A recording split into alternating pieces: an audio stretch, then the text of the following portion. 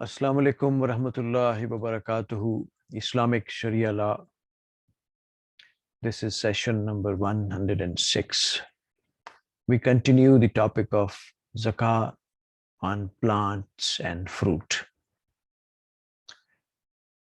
Rabbi shrah li sadri wa yassir li amri wahlul uqdatam min lisani yafqahu qawli.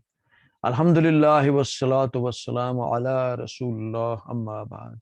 أعوذ بالله من الشيطان الرجيم بسم الله الرحمن الرحيم. Nisab of plants and fruits.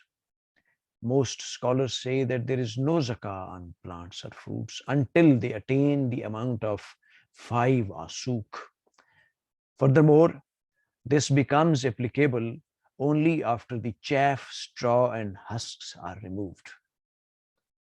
If it is not cleans of the husk, then the amount of zakah would be 10 awsuq. Abu Hurairah reported that the Prophet upon whom be peace said, there is no zakah on that which is less than 5 awsuq. It is also narrated by Ahmad and Al-Bihaqi with a good chain. Abu Syed al-Khudri reported that the Prophet upon whom be peace said, there is no sadaqah on any amount of dates or grains less than 5 awsuq. Awsuq of consensus of opinion is 60 sas, a cubic measure of the verifying magnitude. This hadith is said to be munkati, that is a hadith with an interrupted chain.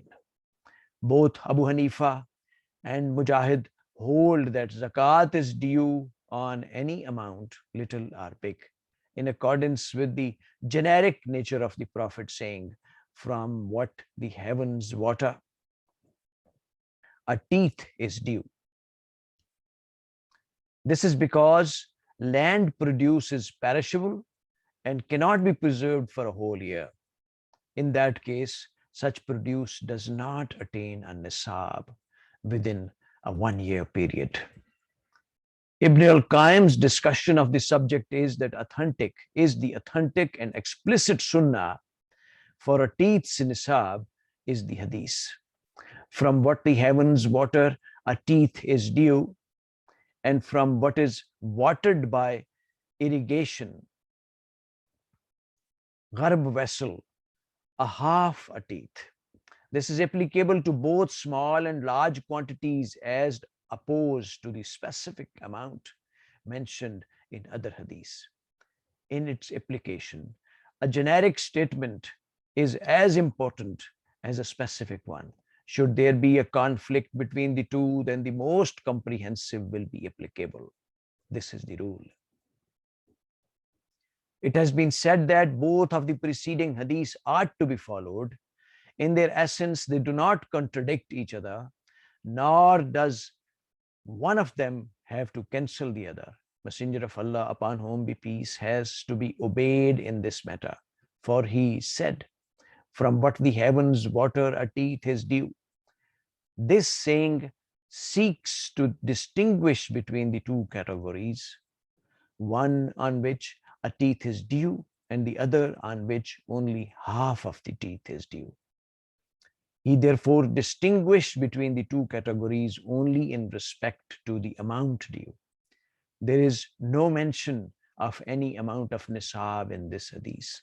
However, he mentioned it explicitly in another hadith, which cannot be ignored as something that is general or is inherited to be so and not otherwise. It is similar to other statements of general import, which have been explained in the text. Ibn Qudama concludes the saying of the Prophet upon whom be peace, that there is no sadaqah, zakah, or anything less than 5 awsuq is agreed upon. This hadith is specific and for this reason takes precedence and clarifies his previous statement of general import. This is similar to his saying that zakat is due on all freely grazing animals, which becomes explicit by his other saying on the same subject. There is no sadaqah on less than 5 camels. Likewise, his saying sadaqah on silver is a fourth of the deed becomes specific by a later utterance. There is no sadaqah on any amount less than 5 ounces. Thus, it is possible to have holdings which qualify for sadaqah per se, but on which it is not levied. When it comes to land produce, possession of a property for a year cannot be used as a criterion because their maturity or growth is completed by the time of harvest and not by their continuity extended beyond a year. However, possession is considered for goods other than land produce, since it is generally assumed that by the end of the year they must have completed their growth. The principle of attaining a nisab on any property is based on the understanding that a nisab is an amount large enough to be subjected to zakah. This may be explained by recalling that sadaqah is obligatory for the rich, which presupposes the existence of nisab generated by their holding. For produce which cannot be measured but qualifies for zakah, a saw is used. One saw is a measure equal to 1/3 cups, gada. Thus, a nisab is 50 kela. Kela is a dry measure of weight. In Egypt, it is equal to 16.72 liters. As to the produce which cannot be measured, Ibn Qudama says the nisab of saffron, cotton, and such items is to be weighed at 1600 Iraqi pounds, rattle, and Iraqi rattle equals approximately 130 dirhams. Thus, its weight is estimated. Abu Yusuf says that if the produce cannot be measured, then zakah can only be levied on it when its value attains the nisab of articles subject to the lowest standard of measurement. The zakah will not be levied on cotton until its value reaches 5 awsuq of an article to the lowest value so measured, such as barley and the like. This is because it is impossible to measure the article in itself except by the lower price of 2 nisabs. According to Muhammad ibn al-Hasan, for zakah, a product has to reach 5 times the greatest value of its kind. Thus, zakah is not payable on cotton when it reaches 5 quintars, because evaluation by means of awsuq is based on the consideration that its value is higher than what is value in kind. The rate of zakah. The rate of zakah differs according to the method of irrigation. If it is watered naturally without the use of artificial means, then the zakah payable is a teeth, 1/10 of the produce. However, if it is irrigated by mechanical device or with purchased water, then the zakah payable is half a teeth. Muaz reports that the Prophet, upon whom be peace, said, on that which is watered by heavens or by an adjacent water channel, a teeth is due. As for what is irrigated through a well or a stream, its zakah is half a teeth. This hadith is narrated by Al-Bihaqi and Al-Hakim and is graded Sahih. Ibn Umar reported that Prophet, upon whom be peace, said, on that which is watered by heavens or springs or its own roots, a teeth is due, and on that watered by well or a stream, half a teeth. This hadith is narrated by Al-Bukhari and others. In case the land is watered equally by artificial as well as natural means, then zakah payable will be 3/4 of a teeth. Ibn Qudama stated that he did not know of any difference of opinion on the preceding hadith. If one method of watering is used more than the other, then for calculating zakah, this would be the determining factor. This is the view of Abu Hanifa, Ahmad, Athori, and a Shafi, one of his two opinions.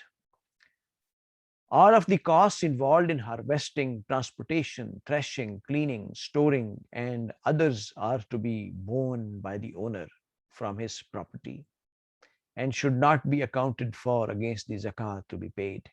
Ibn Abbas and Ibn Umar hold that whatever is borrowed for the purpose of tilling, planting, harvesting should first be taken out. This is evident from their following statements reported by Jabir ibn Zayd, that Ibn Abbas and Ibn Umar said that a man who borrows in order to spend it either on cultivation of his land or on his family must first pay off his debt, then pay zakat on the rest. Ibn Abbas said first he must pay off what he spent on cultivation and then pay zakah on the rest. Yahya ibn Adam this related this in Al-Kharij. Ibn Hazm relates from Atta that all expenses are to be deducted first. If zakat is applicable to the remaining amount, only then it will be paid. Zakat on Kharjiya land. Land subject to land subject to tax is divided in two categories. One, Ushriya land, teeth land, land owned by people who accepted Islam willingly or who were conquered by force and had their land divided among the conquerors, and land revived and cultivated by Muslims.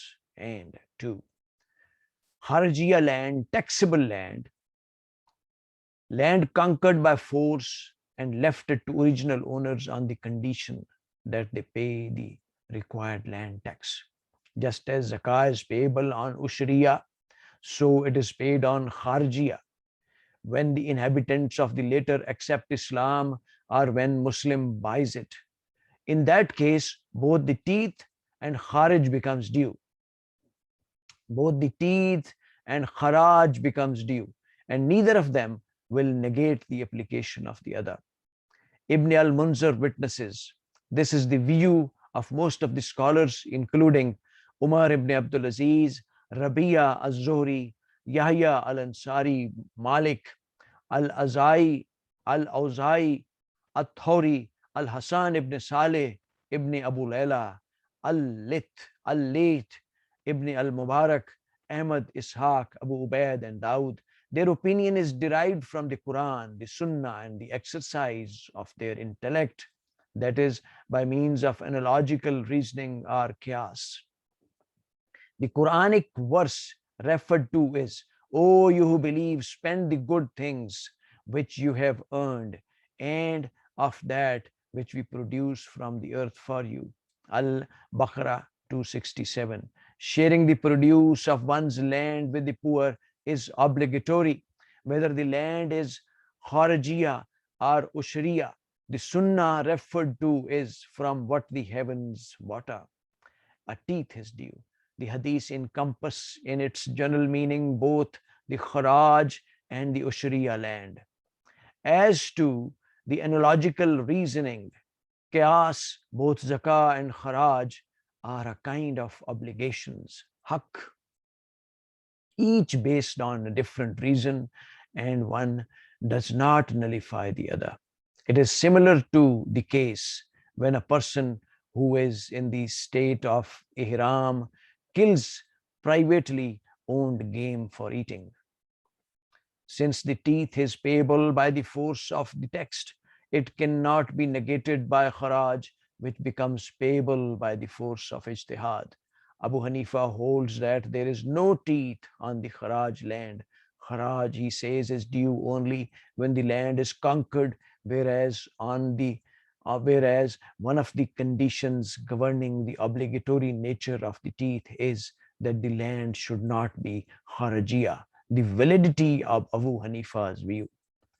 Imam Abu Hanifa provides the following evidence for his view. According to Ibn Masud, the Prophet, upon whom be peace, said, neither kharaj nor teeth, ushur, are payable simultaneously on the land of Muslims. The preceding hadith is by consensus held to be weak, daif. Yahya ibn Ambasah reported that it is on the authority of Abu Hanifa from Hamad, from Ibrahim an-Nakhai, from Al-Qama, and from Ibn Masud, from the Prophet, upon whom be peace. Al-Bihaqi probes its chain and says in Al-Marifa, As-Sunan wa Al-Athar, the preceding hadith is narrated by Abu Hanifa from Hamad, from Ibrahim, on his own authority.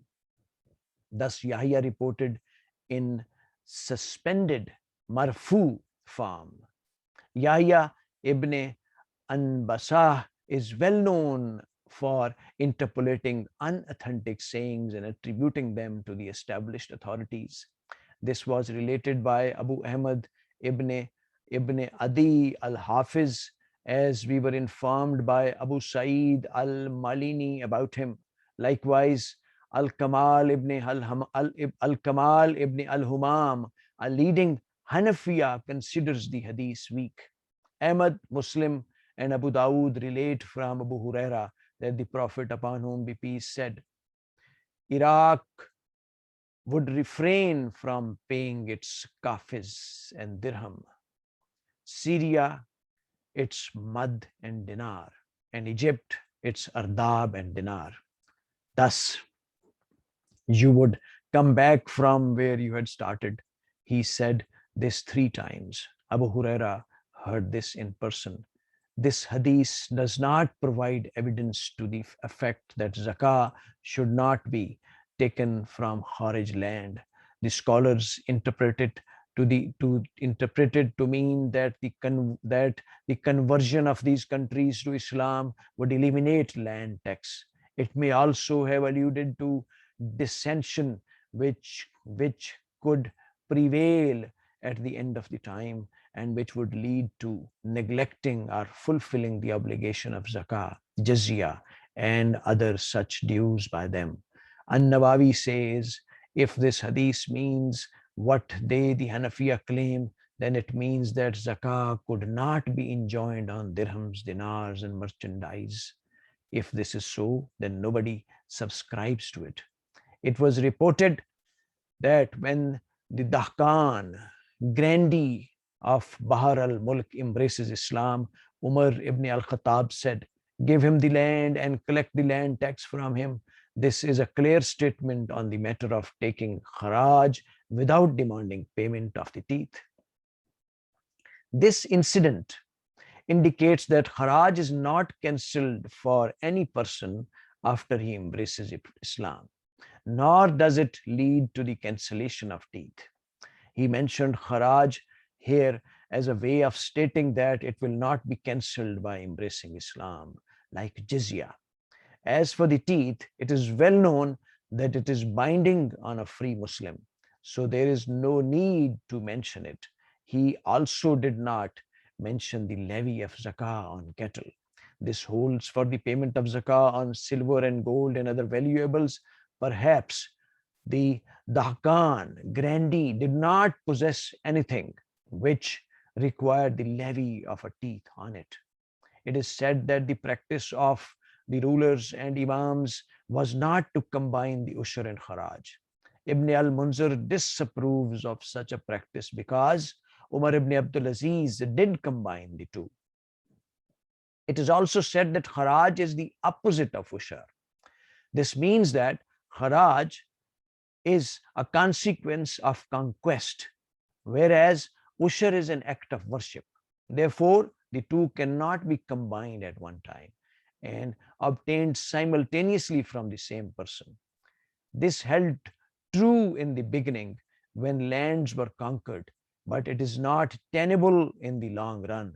Nevertheless, not all forms of kharaj are based on force and conquest. since some of its forms are instituted without force, as for example, in the case of lands adjoining a kharaj land, and in the case of acquired and revived land watered with streams.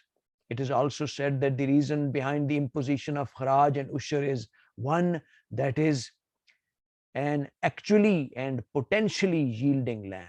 This can be explained by recalling that it is marshland of no benefit. Sabkha. There is no kharaj or ushur on it. That is, one cause cannot demand two dues of the same kind. This is similar to the case of an individual who for a year possesses free grazing camels, saima, intended for sale. For such a person is not required to pay two kinds of zakah, that is, one for possession and one for trade. This is not the case because the ushur, teeth, is payable on the land's produce and the kharaj on the land itself, regardless of whether it is planted or not. As for the admissibility of the unity of kind, Al-Kamal ibn al-Humam explains there is nothing to prevent two obligations from being connected to one cause, such as land. Most scholars are of the opinion that anyone who rents a piece of land and cultivates it may pay the zakah, not the true owner of that land. To this, Abu Hanifa replies, zakah is due on the landowner. Ibn Rushd holds their difference lies in whether the ushur is payable on the land itself or its produce. Obviously, zakah, as their views suggest, is payable on either of them. The difference is only of priority, considering that both the produce and the land belong to the same owner. Most scholars say that zakah is due on seeds, hub. Abu Hanifa holds that the essence of obligation rests with the land. Ibn Qadama inclines towards the majority's view and say the obligation lies on the produce and is payable by its owner, as in the case of zakah on the value of a property intended for trade. Also, it is similar to the teeth payable on the produce of the land owned. There, the Hanafiya view is not authentic. For if zakah were to be levied on the value of the land, then it would have been obligatory even if the land was not cultivated, as is the case with the land tax, and even non-Muslims would not be excluded from its application. Be that the case, kharaj would have to be estimated on the land itself, not on the value of the produce. That is, it would be considered part of the expenditure of fay, not the expenditure of the zakah. Ladies and gentlemen, here I would like to end this session. Inshallah, there will be one more session on zakah on plants and fruits, and then this topic would end.